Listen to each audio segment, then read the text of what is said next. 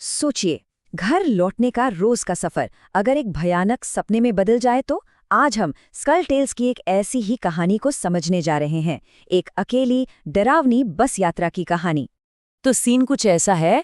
एक अंधेरी तूफानी रात। हमारा मेन कैरेक्टर है तुषार, जो ऑफिस से देर से निकला है और अब वो घर जाने वाली आखिरी बस पकड़ने के लिए बस बारिश में भीगता हुआ भागे जा रहा है। हाँफते कांपते वो बस किसी तरह पकड़ ही लेता है, और जैसे ही अंदर चढ़ता है एक अजीब सी शांति महसूस होती है। क्यों? क्योंकि बस पूरी तरह से खाली है। वो जाकर अपनी फेवरेट कोने वाली सीट पर बैठ जाता है। बाहर बारिश की आवाज आ रही है और उसे एक पल के लिए बड़ा सुकून मिलता है। वो दिन भर के काम से बुरी तरह थका हुआ है। बाहर भले ही तूफान मचा हो, लेकिन बस के अंदर उसे एकदम सेफ फील हो रहा है।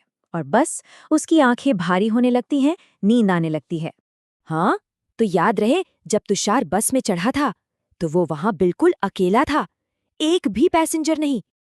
और बस उसे मुश्किल से 1-2 मिनट के लिए ही झपकी आती है। और जैसे ही उसकी आंख खुलती है, सामने का नजारा देखकर वो चौंक जाता है। जो बस अभी अभी पूरी खाली थी, अब लोगों से खचाखच भरी हुई है। वो एकदम हैरान है, पर फिर सोचता है, छोड़ो, शायद थकान की वजह से ध्यान नहीं दिया होगा। उसकी आंख फिर लग जाती है, और जब वो दोबारा जागता है तो सब गायब, बस फिर से खाली।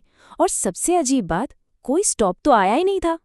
तो अब यहां से ना असलियत और वहम के बीच का फर्क मिटने लगता है। तुषार को समझ ही नहीं आ रहा कि ये सब सच में हो रहा है या फिर ये बस उसकी थकान का कोई खेल है। वो अभी इस गायब होने वाली भीड़ के बारे में सोच ही रहा होता है कि अचानक उस खाली बस में बीड़ी की एक तेज महक फैल जाती है। वो पलटकर देखता है तो उसके बगल में एक बूढ़ा आदमी बैठा है। चेहरे पर ढेर सारी झुर्रियां हैं। वो आदमी तुषार की तरफ देखकर कुछ फुसफुसाता है, और उसकी बात सुनकर तुषार के रोंगटे खड़े हो जाते हैं। फिर वो बूढ़ा आदमी उसे अपनी कहानी सुनाता है। 1 साल पहले इसी बस में, इसी रूट पर उसके साथ क्या हुआ था।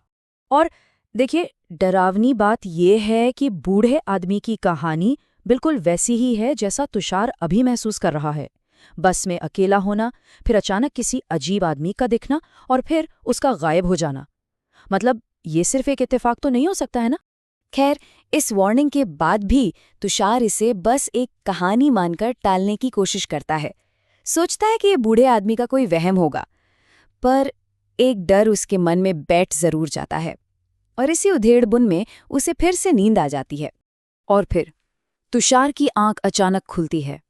बस में एकदम सन्नाटा पसरा हुआ है, मौत जैसा सन्नाटा। और वो बूढ़ा आदमी, वो भी जा चुका है।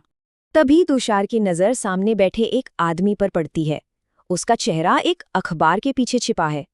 अब सोचिए, रात के 1 बजे एक सुनसान बस में कौन अखबार पढ़ रहा होगा। तुषार उसे आवाज लगाता है, कोई जवाब नहीं। फिर वो आदमी धीरे धीरे, बहुत धीरे धीरे अखबार नीचे करने लगता है, और इसके बाद तुषार जो देखता है वो उसकी दुनिया हिला देता है। अखबार के पीछे से जो चेहरा निकलता है वो खून से सना हुआ है, सिर का एक हिस्सा कुचला हुआ है। ये देखते ही तुषार की चीख निकल जाती है, पर अगले ही पल वो चेहरा एकदम नॉर्मल हो जाता है, जैसे कुछ हुआ ही न हो। वो आदमी अब एकदम शांत लग रहा है। वो तुषार को पानी देता है और बस से उतरने से पहले उसे एक आखिरी अजीब सी चेतावनी देता है। और फिर बिना कुछ सोचे समझे वो आदमी चलती हुई बस से बाहर अंधेरे में कूद जाता है। इसके फौरन बाद एक जोरदार टक्कर की आवाज आती है। आप तुषार के दिमाग में बस एक ही चीज चल रही है, उसे इस बस से बाहर निकलना है कैसे भी। वो दरवाजे की तरफ भागता है, और किस्मत से बस एक स्टॉप पर रुक जाती है। वो फौरन बस से नीचे कूदता है और बस स्टॉप पर खड़ा कांपने लगता है, और उस बस को उस तूफानी रात में दूर जाते हुए देखता है। लेकिन जैसे ही वो बस एक स्ट्रीट लाइट की रोशनी के नीचे से गुजरती है, तुषार को उसका असली रूप दिखता है। वो बस नहीं, एक जला हुआ टूटा फूटा मलबा है, और उसकी खिड़कियों में उसे वही खामोश भूतिया चेहरे दिखाई देते हैं। तुषार वहीं जम सा गया जब तक वो बस अंधेरे में गायब नहीं हो गई। उसे एक ऐसी सच्चाई का सामना करना पड़ा था जो किसी भी बुरे सपने से कहीं ज्यादा खौफनाक थी।